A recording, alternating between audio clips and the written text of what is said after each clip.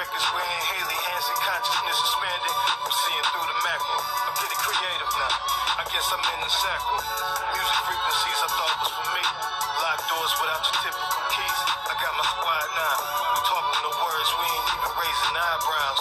Doctor sleep, let me find out. Peace, peace, peace, family. How's everybody doing? I hope you all are having a wonderful day so far. My name is Keisha. I'm the owner of A Way of Life. I am a career and business coach using astrology. Today I'm coming on here to talk about Chiron, the wounded healer. Now, Chiron actually went into Aries back in 2018 when I was still taking my astrology class at that time. And so I hadn't done the astrology for Chiron, although I was aware of it. Obviously, I was learning about it while I was in class, but I never really had done a video on it. It's not typically anything that an astrologer reads right off the bat, especially as a beginner.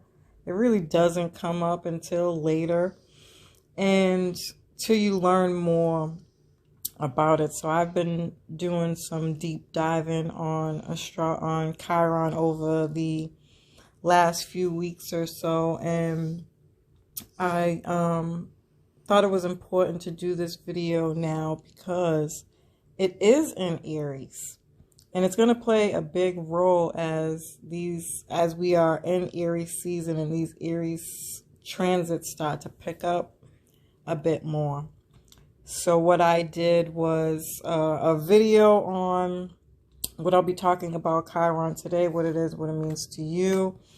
And also I did a video for Chiron through the houses and the signs, so that you can start to get a look at your chart to see where this is showing up for you. So please like, share, subscribe, and hit the notifications bell, family, so that you can be notified every time we go live.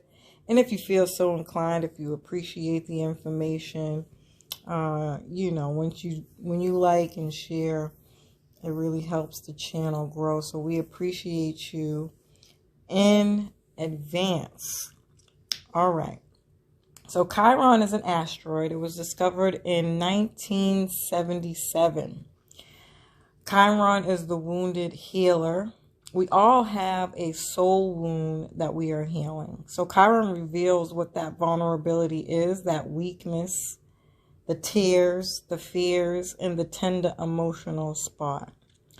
Chiron, the wounded healer, entered into Aries in 2018 for a little while, then moved back into Pisces, and then in 2019 it officially moved into Aries. And the more and more you listen to me in the transits, a lot of transits will do that, like Jupiter this year will dip into Aries for a little bit and then move back into Pisces. And then next year, in 2023, Jupiter will officially be in Aries for the year. And a lot of planets do that. When I see stuff like that, what I say is it's giving you a glimpse of what's to come. All right, so Chiron has an irregular transit because it moves slower in some signs and faster in others. And it's spending about 8 to 9 years in Pisces and Aries. And I thought this was very interesting because Pisces is the last sign. It's also the age, the Piscean age that we're ending and moving into the Aquarian age. And we're having this happen simultaneously, if you will, where we just left Pisces season and now we're moving into Aries season with all this new energy, new year. And once a planet gets to a specific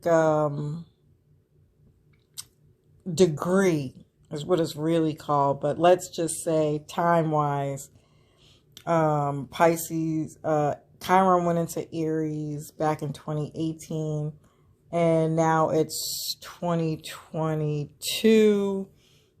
So there's been a lot of work already done with this energy, whether you are aware of it or not, right? And so at this juncture, with something happening so intricate like this, I tend to see this as you'll start to see how much this area of life has changed, or you'll get a clear vision, picture, and understanding of what exactly this was for you and how you are evolving within this energy, right? Because you only got, what, 22, 23, 24, 25, 26, 27, five more years left with this energy. And because it's an outer planet, it tends to move a lot slower. And so it's not going to move much more from where it is right now.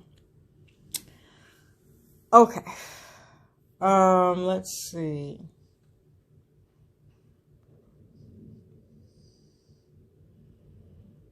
And some of the things that we're healing here with Pisces, because we're working with both of those energies, on the lower vibration, Pisces is the victimization. Not to get too far away from the Aries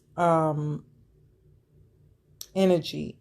And so I feel like what we're working through is the lower vibrations of Pisces and Aries to get through using this higher vibration of Aries, right? So wherever you have Chiron in your chart, it's the key to your soul healing. It also shows us where we have powerful healing abilities in our chart. Once you figure out what this is in your life, it's typically related to the dark night of the soul. It's painful, it's hard, it's lonely. You can feel powerless, like a victim, separated from everything and everyone. But that's just an illusion. It's really showing you where those beliefs that you are holding on to are ready to be looked at with another level of consciousness, another perspective of seeing these things, so that you can claim your power, the energy, and the purpose of why you're here. This is really asking us to look at ourselves, because Pisces, it's Aries, it's in the first house, and the first house rules the self. So do you have the courage to be yourself? Are you independent in who you are? What is your relationship with yourself? Do you love yourself? Do you believe in who you are? Or, are you angry, selfish, immature, have a lack of trust and patience, which can lead to impulsiveness because you're afraid that things won't happen. I actually just had an experience where I feel like I learned this lesson as a career coach, a business person. I can be very competitive. I mean, I have Venus and Aries, right, which is the opposite to my Libra rising. And so anything that I do, I'm an overachiever, if you will. And I want to succeed. And when I do something, I expect to see the results immediately. And so over these last few years, with everything that has been going on, I felt like I had more time to put into my passion, which was a great feeling and opportunity.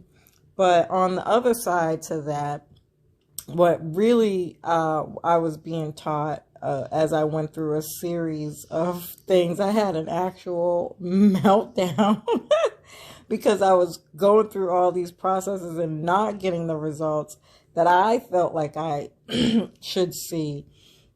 But ultimately what it did was it humbled me. It brought me down to earth. It grounded me into reality to say things don't always work like that. And you have to learn why those things are happening for you. And not from the perspective of looking at the negatives, like it didn't work. I'm not good at this.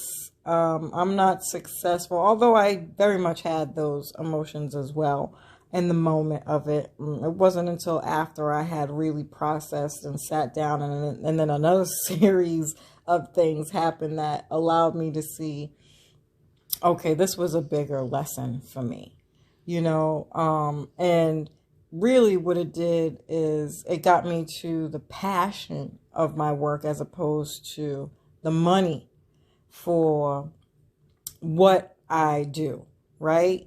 A lot of the times when you're setting up all these things, you're working with a business coach, and all these things are predicated on, how are you going to get the money? That's what business coaching is essentially. Not, I don't want to make it seem like that's the main goal or purpose for setting goals. But, in this life, in this reality, in this country, those are the things that we're motivated by. That's their societal norm.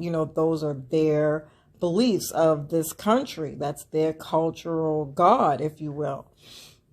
And so I'm saying that to say, when you are working towards your passion and something that you love, that should never be the goal, right? But we're all kind of bogged down by this reality, and we have to break ourselves free from that in order to see the clear picture, to get more grounded in what it is you're doing. And now you're building from a space of love and appreciation and harmony and peace.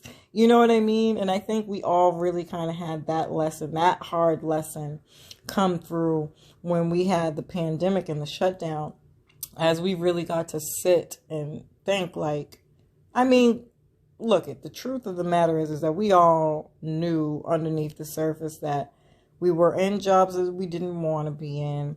We were doing a lot of things that were kind of deterring us from our true passions because we had to survive, right? And it was all, just to get by, doing what I got to do just to get by, but just to get to that higher goal, that higher purpose. And I feel like when the pandemic came in, what it really allowed us to do is reevaluate how we go about doing that unapologetically, right? And that's the age of Aquarius, right? Not accepting anything less than what we deserve. And there should be more social, supportive, I want to say freeing, innovative structures and systems within our ways of doing things to live in such a way, right? And so that's the destruction I feel like that we're going through to get to that part. And I think we're all learning that, and over time we will get there. I do believe that that is the mission and goal of the age of Aquarius. And I think Chiron's playing a big role in that by saying, giving us very similar lessons in very different ways, of course, to understand, how do you get past the point of rushing fast forward towards something just to get by. Humble yourself, get grounded in what you do, to do what you do because you absolutely love it, and build from there. And that kind of stuff takes time, and I think that's going to be the hard part for everybody to get past and look past,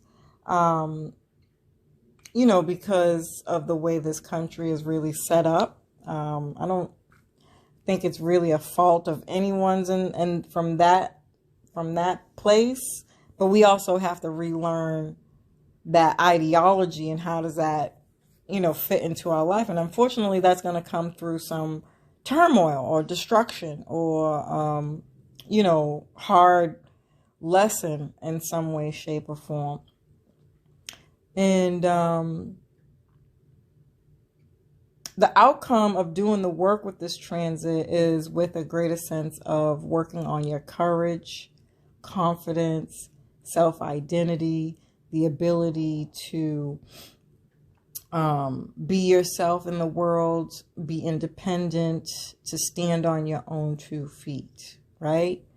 Unfortunately, again, like I was saying, we may learn these things through disappointment, sadness, disillusionment, bitterness, the resentment of why things didn't work, blame towards other people and yourself. Again, that victim mentality. And all it really is unresolved grief, right?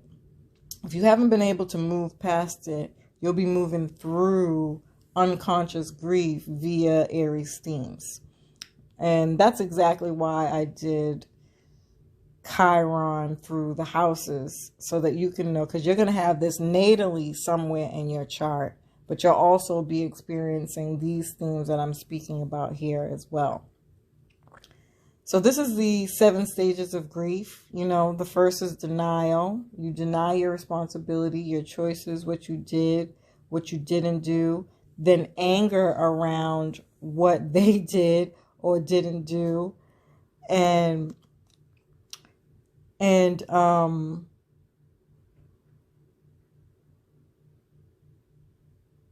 then the last few stages are bargaining, depression, and acceptance. There's no right or wrong, but you have the ability to be conscious of these things and how you're showing up in either of these themes during this transit. This is going to be blatantly clear at this time during this Aries season. So we have to be intentional about how we are showing up in on our healing journey. That's going to be the most important piece. And I really, really feel like the other video, I'll be posting it the very next day. And you can sit down and take a look at your chart to see what's kind of playing out, what you've already learned. And I think it's going to be helpful. I hope it's helpful. As usual, family, I love and appreciate you. Peace.